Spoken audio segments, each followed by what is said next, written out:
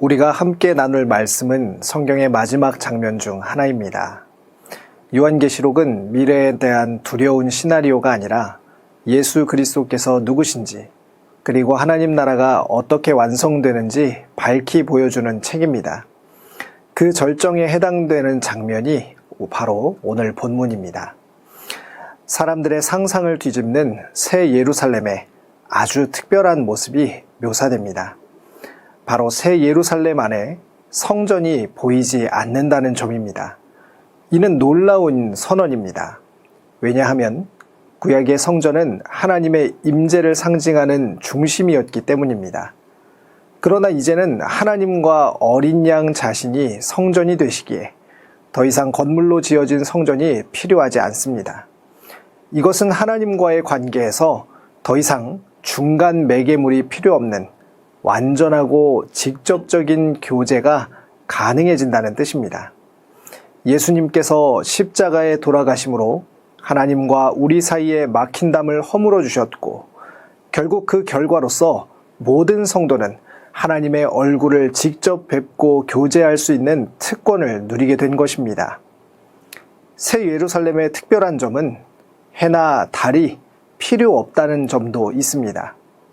왜일까요?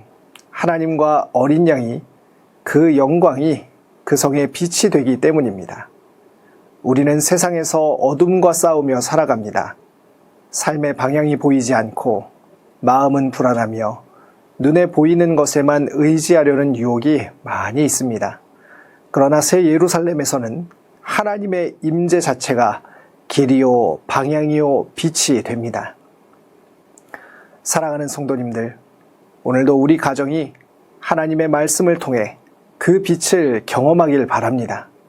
삶의 어두운 터널을 지나고 있다면 하나님의 빛이 여러분의 길을 인도해 주시기를 간절히 소망합니다. 그렇다면 이런 특별한 성 예루살렘에는 어떤 사람들이 들어갈 수 있을까요? 이어서 21장의 24절부터 27절의 말씀은 새 예루살렘으로 들어오는 사람들을 설명합니다.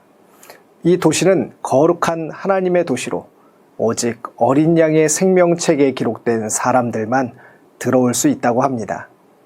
이 말은 구원의 확실성을 강조함과 동시에 이 성의 기준은 세상의 성공이나 명예가 아니라 예수님과의 관계임을 분명하게 보여줍니다. 그렇기에 이 땅에서 우리는 그 성에 들어갈 백성답게 살아야 합니다. 믿음의 길, 순종의 길, 주님을 사랑하는 삶의 태도가 요구되는 것입니다. 계속해서 22장에 넘어와서는 회복된 새 예루살렘에서의 삶을 보여줍니다. 4절은 그의 종들이 그를 섬기며 그의 얼굴을 볼 것이요 라고 말하는데, 하나님을 직접 뵙는다는 이 말은 최상의 친밀감과 교제를 뜻합니다. 그동안 죄로 인해 가려졌던 하나님의 얼굴이 드디어 드러나는 것입니다. 또 하나님의 이름이 그들의 이마에 있으리라 라고도 했습니다. 이는 하나님의 소유됨, 완전한 보호, 정체성의 회복을 뜻합니다. 이 말씀은요, 요즘 같은 시대에 참으로 위로가 되고 도전이 됩니다. 바라기는 우리 자녀들이 이마에 세상의 이름이 아니라 하나님의 이름이 기록되기를 축복합니다.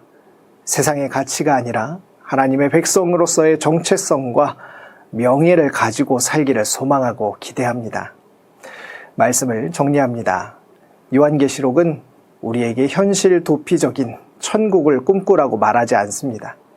오히려 하나님의 새 예루살렘은 하늘에서 내려오는 것이라고 말합니다.